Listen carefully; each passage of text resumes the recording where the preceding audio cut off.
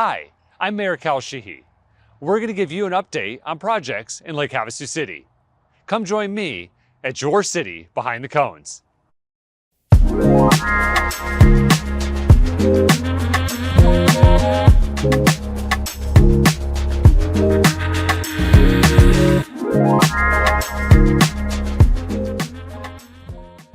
So now we're heading over to Jamaica Boulevard where we have the new mill and fill project on Jamaica.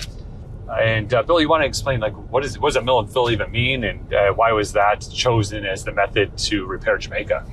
We bring in a rotor miller. It's about $7 to $14 cheaper a square yard. The rotor miller grinds down the asphalt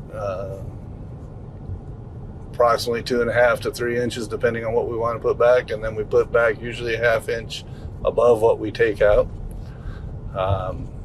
It provides a good base for the new asphalt as well.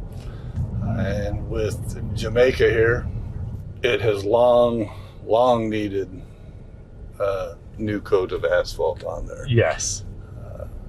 So we're excited to get this part of Jamaica done. Yeah, that's perfect. Yeah, so we use the pavement condition index is generally how we determine how to use or to repair our roads. What does that PCI mean, and how do you use that to determine? The pavement condition index is basically an inspection of all of our asphalt and the monitoring of its aging. We look at cracks, bumps, shoves, weathering, and even patches play a big part. And with Jamaica, actually patches played a bigger part than a lot of other things, as it had service lines put in and everything was kind of puzzled together, and there was a lot of cuts across the street that made it a very rough ride. Just entered the new asphalt.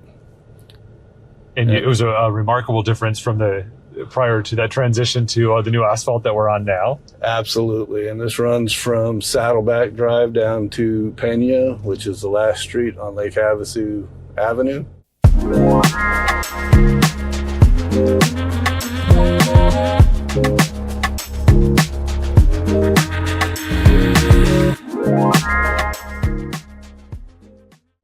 Yeah, what a great improvement project here in Lake Havasu City, and we look forward to doing many more as we continue to invest in our roads and infrastructure.